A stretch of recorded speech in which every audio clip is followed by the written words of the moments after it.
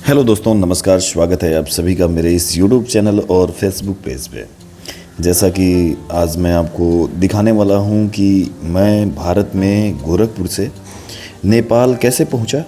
और नेपाल में एक बहुत ही अच्छा मंदिर है, मनोकामना देवी मंदिर। वहाँ पे मैं किस तरह से पहुँचा और आपको बताऊँगा कि अगर आप जाना चाहते हैं तो वहाँ पे कैसे जा सकते हैं। बहुत ही अच्छा मंदिर, सुदूर पहाड़ियों में स्थित इस मंदिर की बहुत ही अच्छी खास बात है कि आप जो भी मनोकामना मानते हैं वहाँ पे आप जाएंगे तो पूरा ज़रूर हो जाएगी। तो इस जर्नी को स्टार्ट किया हमने गोरखपुर से हमने सोनौली के लिए बस लिया। बस से हम लगभग 3.5 से 4 घंटे में पहुँचे सोनौली महाराजगंज ज़िले का अंतिम जगह है जहाँ पे भारतीय सीमा समाप्त होती है और वहाँ से नेपाल की सीमा स्टार्ट हो जाती है। वहाँ पे आप अगर इंडियन हैं तो आपको बस अपना कोई भी एक आइडेंटिफिकेशन मतलब कोई भी डॉक्यूमेंट चाहिए, जैसे आधार कार्ड समथिंग, ऐसे आप दिखा के आगे निकल सकते हैं। मैं सोनौली बॉर्डर पे पहुँचा। बॉर्डर अंदर क्रॉस करने के बाद मैं भैरहवा आया। भैरहवा से मैंने डायरेक्ट बस लिया और बस से मैं निकल पड़ा मनोकामना मंदिर की तरफ।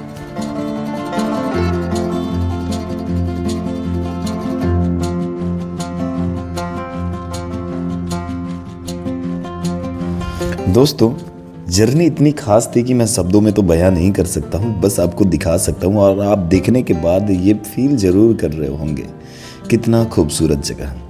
अपना पड़ोसी देश है नेपाल, जस्ट बगल में ही है। काफ़ी छोटा एरिया है लेकिन जाने पे बड़ा सुकून महसूस हो रहा था और मन में ये था माँ का दर्शन करें और अच्छे से आ जाए।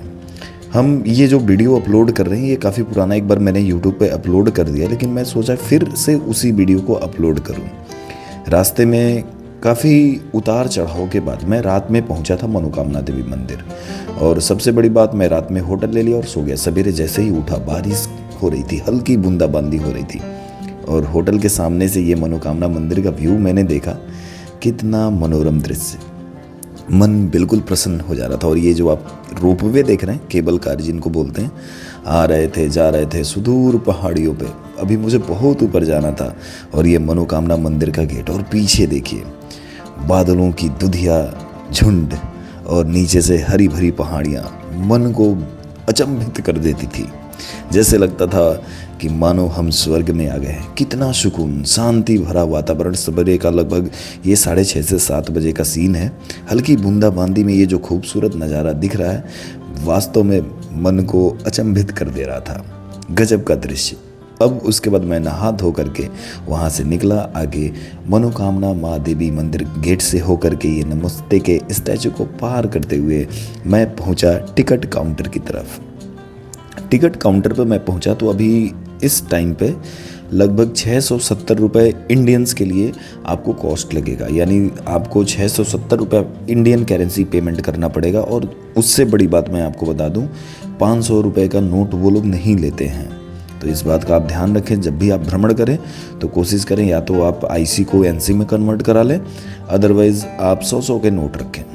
तो हम वहाँ पे टिकट लेकर के, मैं अकेला गया था, लगभग ये 2 साल पहले का वीडियो है, मैं ये साझा आपसे कर रहा हूँ। कितना अच्छा लग रहा था, मैं देख रहा था, मैं सोचा फिर से इसको री एडिट करके आपको दिखाऊं। और भीड़ काफ़ी अच्छा है। और सबसे बड़ी बात, जैसे यहाँ पे लोग बकरी या फिर कोई भी पशु को भी यहाँ पे लोग बलि देते हैं, तो अलग बात है। और सबसे बड़ी बात, यहाँ पे आप कभी भी जाए 12 महीने आपको हमेशा भीड़ का सामना करना पड़ेगा। और ये हमारा, जब मैं गया था, ये मेरी दूसरी यात्रा थी। और जब ये रोपवे वाला जो ये केबल कार आ रहा था तो उसको देख करके डर सा लग रहा था कि बहुत ज़्यादा ऊंचाई पे जाना। फिर भी मतलब ऐसे सोच रहे थे बैठेंगे तो लगेगा कैसे। तो वो नज़ारा मैं आपको दिखा रहा हूँ। अब मेरी बारी आई, मैं भी वहाँ पे बैठने पहुँचा। और सबसे बड़ी बात, बिल्कुल निडर होकर के इसमें बैठिए। मन में इच्छा हो, मन में कोई काम ना हो, ले करके इसमें आराम से बैठिए। मैं भी बैठा, मेरे साथ जो बैठे थे वो लोग नेपाली फैमिलीज थे। आगे जैसे बढ़ा मनोरम दृश्य, नीचे जो लोग थे वो छोटे होते जा रहे थे और ऊपर हम लोग बादलों में सैर कर रहे थे। जैसे लग रहा था कि कितना ऊपर चले गए। सब लोग डर भी रहे थे लेकिन अच्छा भी लग रहा था। ये देखिए हम लोग बादलों में जा रहे हैं, जैसे लग रहा था हम लोगों के ऊपर बादलों का झुंड लगा हुआ है और ऊपर से ये केबल कार आ रही थी और जा रही थी। मन बिल्कुल रोमांचित हो रहा था। ऐसा लग रहा था कि अभी मॉर्निंग का सवेरा है और भगवान जी हमारे ऊपर कुछ ऐसे बादलों की फुहारे लगवा रहे हैं। और पीछे का नज़ारा एक बार देखिए आप लोग, इस सीन को आप लोग एंजॉय करिए।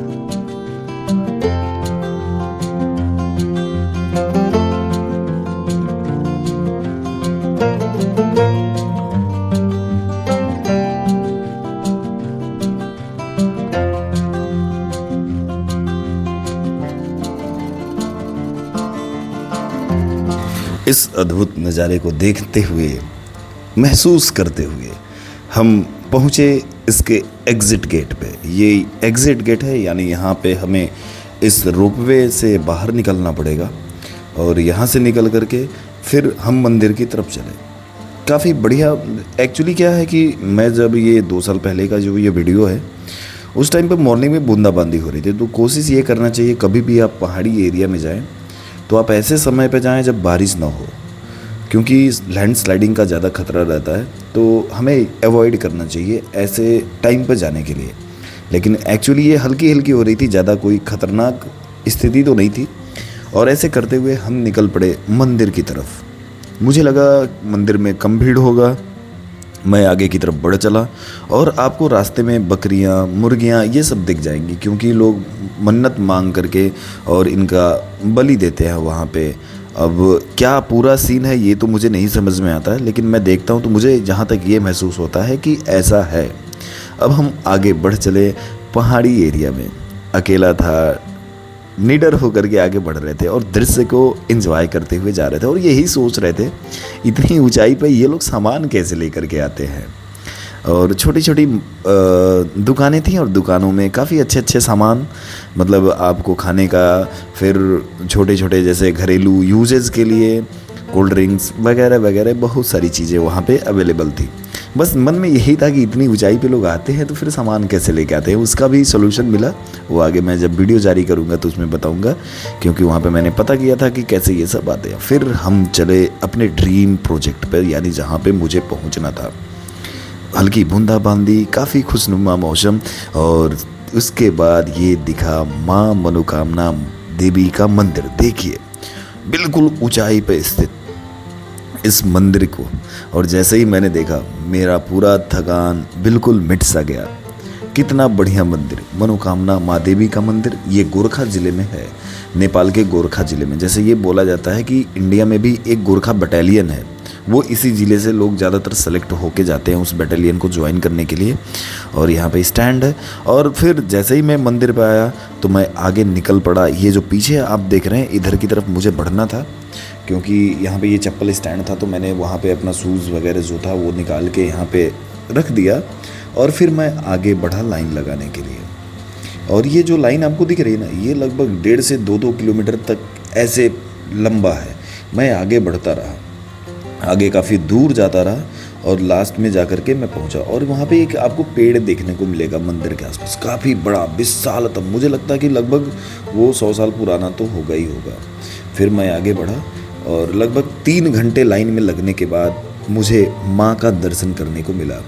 और दर्शन करने के बाद बहुत सुकून महसूस हुआ। पहाड़ी जगहों पे ऐसे करके जब आप कभी दुख महसूस करें, वीरान आपको फील हो, ऐसा लगे कि क्या है, तो कभी कभार घूम लिया कीजिए। घूमने से क्या होता है ना, मन बिल्कुल हल्का हो जाता है। और ख़ासकर ऐसे जगह पे आप किसी भी धर्म समुदाय से जुड़े हों, आप अपने धर्म वाली जगह पे जाइए, काफ़ी सुकून मिलेगा, क्योंकि कोई ना कोई है जो आपको हर समय गाइड करता रहता है। तो ये जर्नी मेरा काफ़ी अच्छा रहा। और ये लगभग ये मुझे लगता है 2023 का वीडियो है। और उस टाइम पे मैं गया था। अनवरत यहाँ पे दिए जलाते रहते हैं लोग, अपनी मन्नतें मांगते रहते हैं और माँ पूरा करती रहती हैं, क्योंकि भगवान के घर देर है अंधेर नहीं है। इन सब विचारों के साथ मैं ये वीडियो अब रोक रहा हूँ, आपसे इजाज़त ले रहा हूँ। अगर आपको ये वीडियो अच्छा लगा हो तो लाइक करिए, सब्सक्राइब करिए, अगर फेसबुक पर देख रहे हैं तो फॉलो करिए और शेयर भी करिए। बहुत बहुत धन्यवाद। धन्यवाद देने से पहले मैं आपको एक चीज़ बता दूं, जब भी आप यहाँ पे आएँ तो अवॉइड करें, बारिश के मौसम में ना आए, क्योंकि लैंडस्लाइड का ज़्यादा खतरा यहाँ बना रहता है। और दूसरी बड़ी बात, जब आप दर्शन करके लौटे तो ये जो आपको ये व्यू पॉइंट दिख रहा है ना, यानी जहाँ से एंट्री आप करेंगे फिर से केबल कार के लिए, वहाँ पे आप रुक करके और इस खूबसूरत नज़ारे को ज़रूर देखें। और इसके बाद हम निकल चले फिर गोरखपुर की तरफ। काफ़ी बढ़िया सुकून भरा ये सफ़र रहा और आपका एक बार फिर से बहुत बहुत धन्यवाद। जय माता दी।